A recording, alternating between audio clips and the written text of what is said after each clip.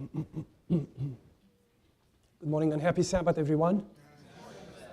For those of you who might not know, maybe a month ago we started a series on what we called practical Christianity, dealing with aspects of day-to-day life and Christian concepts and how are they applied into the daily experience. And somehow that topic was triggered by the visit of Pastor Ho. And the first topic he approached was reverence in the worship place. And I think the topic was extensively presented and it was very good. And actually he has gone in details on, and I don't know how much you remember about it or how much you thought of applying of it. As we approach these topics on practical Christianity, please keep in mind that a formal approach to religion doesn't have any meaning as long as we don't love God, as long as the heart is not there, what you do, it doesn't matter. Would you agree with me? So, and that's a typical behavior in the Bible, because you'll end up with people having a religious approach to life, but their heart was not in it. And God at one point says, I don't care and I don't need it. So keep in mind this idea as we speak about today's topic. So the title is Happy Sabbath, because the Sabbath is supposed to be the happiest day of the week. Am I right? It has been designed that way. The underlining title is, and called the Sabbath a delight, which is from Isaiah 58, and I also added the idea of a fresh look on the Sabbath observance. As a disclaimer, I don't want you to believe that I'm here to tell you the do's and don'ts about the Sabbath. That's not my purpose. And there is a long conversation sometime among ourselves of what shall we do and what shall we don't, and that's not the purpose. But as we will explore the Bible, it's an invitation at actually understanding some biblical principles on Sabbath observance. I wish I would have a time that this afternoon we will have an open conversation about the topic. And again, I don't claim that I have all the answer to all the questions. I have some firm principles in my understanding, but I do not claim that I have the answer to all your questions, because definitely there are lots of questions, or many. There could be many questions. So let's begin. A brief history of the biblical concept of Sabbath, and I'm just going very quickly over because that's not the purpose. So the Sabbath originated in paradise, right in the beginning. God is the designer of the Sabbath, as he designed the time concept for human beings, right? He designed the week. And there is no other explanation for the week other than the biblical record of creation. The week is defined by the seventh day, the Sabbath. So God invented the Sabbath. We find that in Genesis chapter 2. There is apparently a long gap between Genesis chapter 2 and the next mention of the Sabbath, which is Exodus 16. We'll come back to this passage. Then it's Exodus. Exodus 16 was about manna. You remember manna? Does everybody remember what manna was? Manna. Manna, how do you call it? Manna. Well, it was the food from heaven that God gave it to God's people. For how long? For 40 years in the wilderness, right? So we have Exodus 16, in Exodus 20 is the Ten Commandments. Leviticus 23 makes a distinction between the biblical Sabbath of the seventh day and what was called the ceremonial Sabbaths, which were some of the main celebrations in Israel, and the Jewish people, like the Passover, the Feast of the Tabernacles, the Day of Atonement. So those were the feasts that they were celebrated as the Sabbath. But they could have been a Wednesday, a Thursday, or any other day of the week. It's important to make that distinction when you come to the New Testament, because Paul will speak about that. Exodus 20 says that Sabbath is the seal and the mark of God. The Sabbath, more than anything else, distinguished God's people from all the pagan nations around. And so is today. Isaiah 56 mentions that the Sabbath, even it's a chapter in the Old Testament, the Sabbath was not limited to the Jewish people. The Sabbath was designed to be a blessing to all the people. And if you read Isaiah 56, God says, it doesn't matter who you are. As long as you embrace the Sabbath, my blessing will be upon you. Ezekiel 23, it's a sad story because the Jewish people, even though they had the knowledge of the Sabbath, they ignored that, and God was not pleased with the Jewish people. And at one point in the chronology of time, the Jewish people will develop what was the Jewish tradition. About 200 years before Christ, they will begin to develop what was called the Mishnah and the Talmud, and they develop plenty of rules and regulations, including the Sabbath. So by the time when Jesus comes, there are about 600 laws about Sabbath alone. In the New Testament, we find Jesus. Jesus never questions if we worship on Sabbath or not. That was not a question. The question was, though, how shall we observe the Sabbath? So in a sense, among the Seventh-day Adventists, the question is not, shall we observe the Sabbath? But the question sometimes comes is, well, what does it mean to observe the Sabbath? The apostles kept the Sabbath. The change from Sabbath to Sunday begins in the year 300 with Emperor Constantine. And that's the process when, historically, Christianity begins to drift from the biblical Sabbath to Sunday observance. It took a few hundred years, until the church established through its councils that actually the Sabbath was abolished and Sunday has been embraced as the day of worship, which was not biblical. So we are at what's called the Middle Age. Then the Seventh-day Adventists in the 1800s, they will rediscover the value of the Sabbath. They were not the only ones. We had the Seventh-day Baptists, and there are a few other religious groups, very small groups that kept the Sabbath still. And even during the Middle Age, there were some other groups that kept the Sabbath. For example, in Ethiopia, Christians in Ethiopia for a long, long time, they kept Saturday. And Saturday was the national day in Ethiopia for a long time, as I understand. I'm sorry that Moti is not here today, but he told me that in Ethiopia for a long time, the Sabbath, the biblical Sabbath, was the day of rest in the country. But then it changed. In the end, Seventh-day Adventists again embraced the concept of the Sabbath as being biblical, and Ray put it in the right place. And we believe that the Sabbath would be the seal of God as it is described in the book of Revelation in the last battle between Jesus Christ and Satan. That's a very brief overview of the biblical Sabbath concept. So the theology of the Sabbath has a few ideas, a few main concepts. So God designed the Sabbath. Secondly, God is the owner of the Sabbath. In the Bible, we find many times the expression, honor my Sabbaths. God owns the Sabbath. It's not mine and it's not yours, it's His. But the Sabbath was being given to us as a wonderful gift.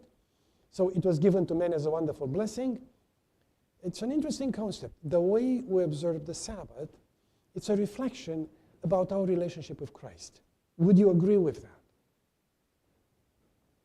So, probably one of the questions that we will look into this morning is, if the Sabbath has not changed, have the principles of Sabbath observance changed?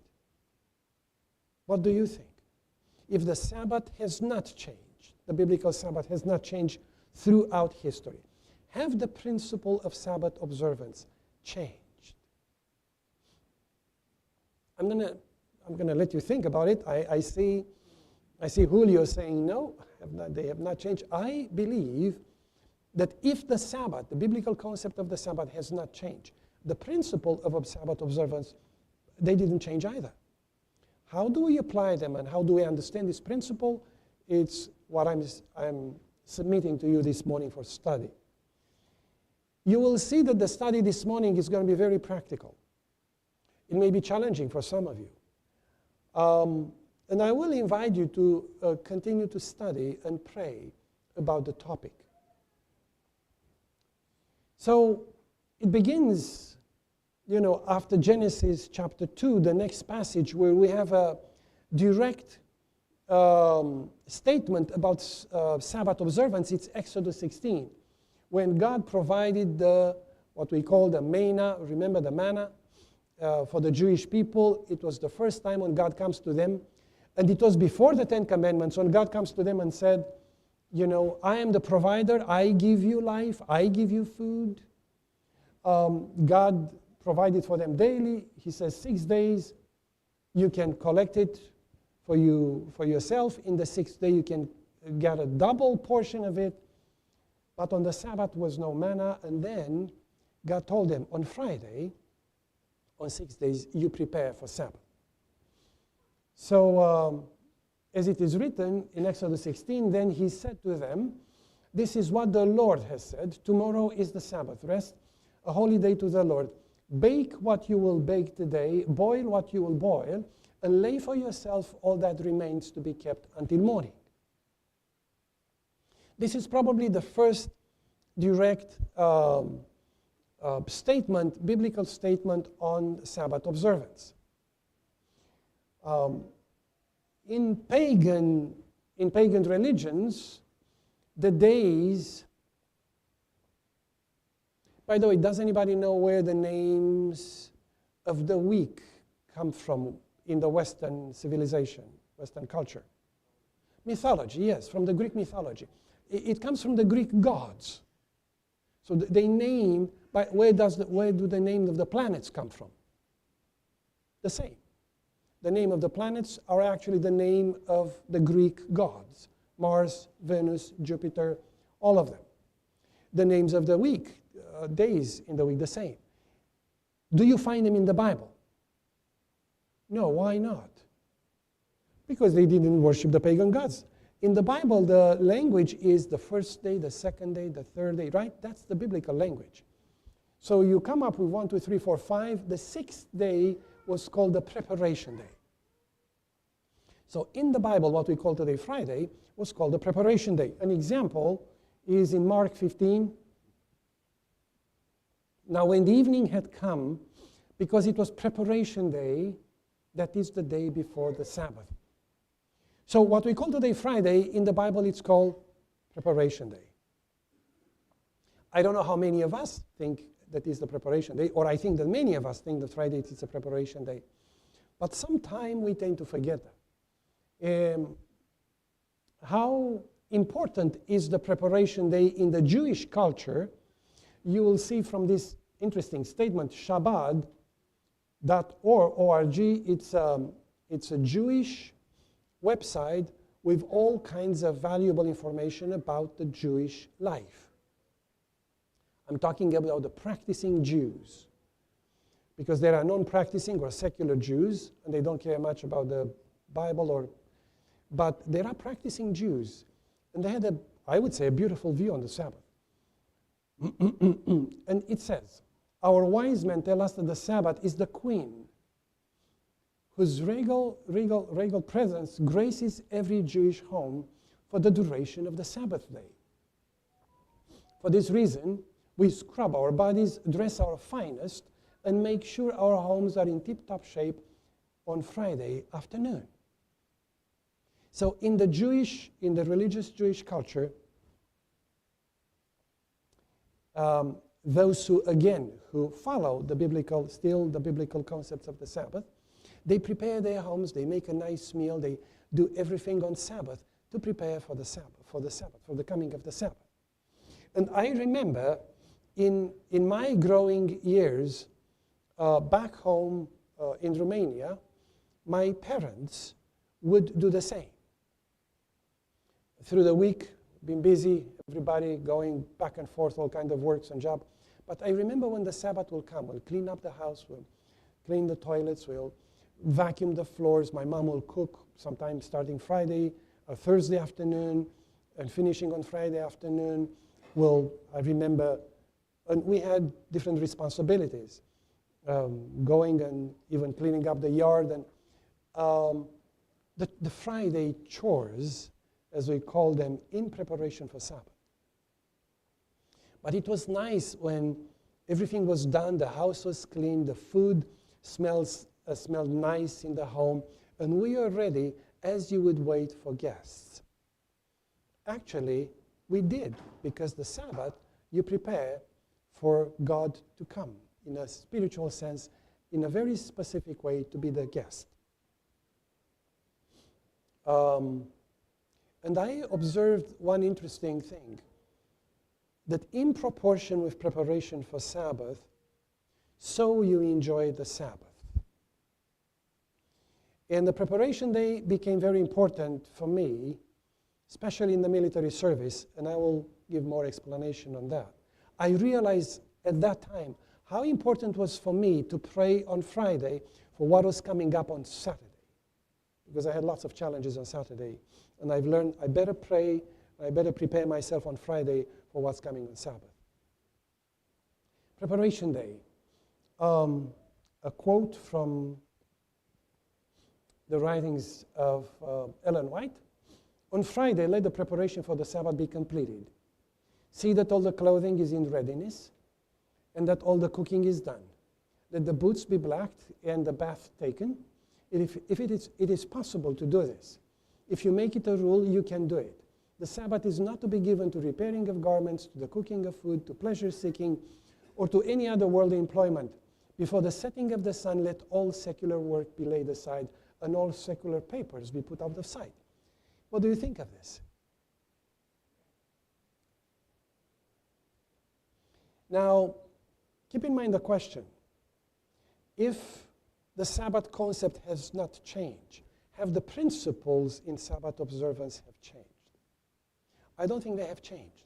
I think the culture has influenced us a lot, and under the influence of culture, we just drift into doing some things. But I'm submitting to you this morning, as a matter of prayer and reconsideration, a fresh look on the Sabbath. Maybe sometime we get complacent and we forget about things.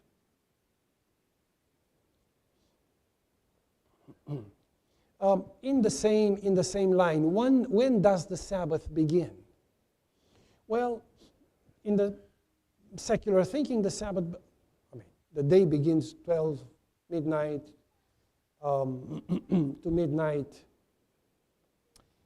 The Seventh-day Baptists, and the Seventh-day Adventists, in the beginning, they thought that the Sabbath begins 6 p.m. Friday night.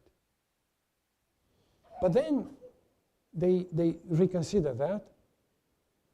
For some, the Sabbath begins Sabbath morning. But the Sabbath begins Friday evening to Saturday evening. Again, coming back to the same Jewish website on the concept of Sabbath, is it the Jewish day of rest and celebration that begins on Friday before sunset and ends on the following evening after the nightfall? I was reading somewhere that in the Jewish mind, the Sabbath ended when they saw the first star on the sky. I said, that was interesting.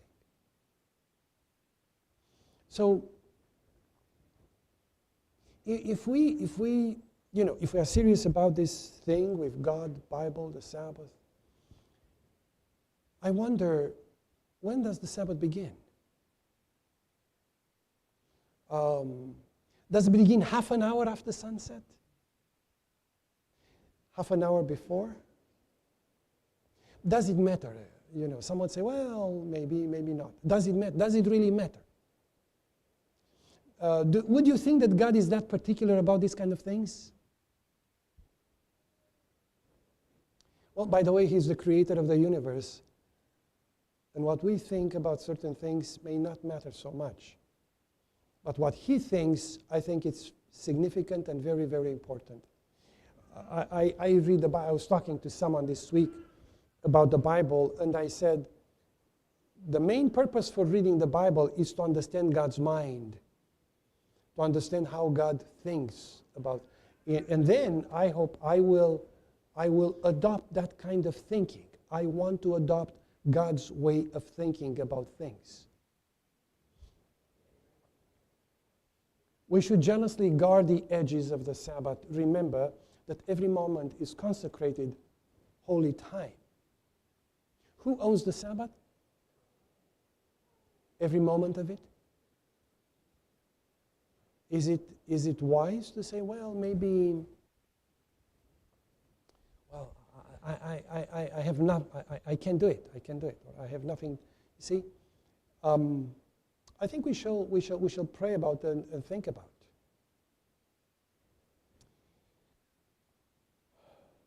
I don't know if you had the feeling ever that you just come from a speedy week and you just park on the Sabbath, like you park your car in the garage and put a brake right then and there, and you say, I have 2 more minutes. Yeah, so, but I think there is something wrong with that, to be honest with you, because it's maybe something wrong in my planning, maybe something wrong in my lifestyle. I really have to consider, if I really wait for the guest, which is Christ Himself, to come in a spiritual way and visit with us on the Sabbath. Do I want to be there before He arrives or after He has already arrived? I want to be there before He arrives. I want to welcome Him and be ready for His visit. So, the Bible says this statement, you shall do no work. The statement comes from the 4th commandment. The 4th commandment in the 10 has the largest volume of words of all the 10 commandments. It is, with the exception of the 2nd commandment, it is the most explicit commandment. Remember the Sabbath day to keep it holy. Oh, by the way, would you read it with me this morning? Let's read it together.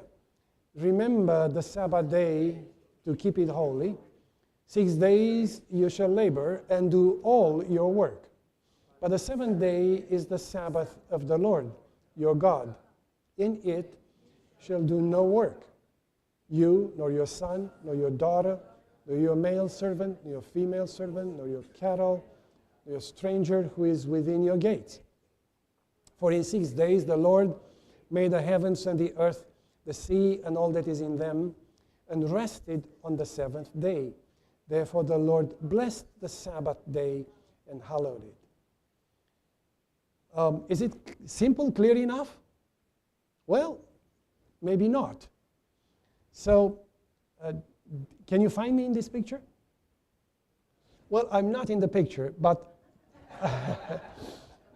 I could have been very well in one of these pictures. I didn't care about taking pictures when I was in the service. The story goes like this. Being in the service, drafted in Romania at 18 years old, the greatest challenge was when I was drafted in the service, aside from the environment and everything else, as a Seventh-day Adventist, I had 2 main challenges. One was food, because most of the food was cooked with unclean meats, as we call them, pork in particular. And the second one, and the most important one, was the Sabbath. Why the Sabbath?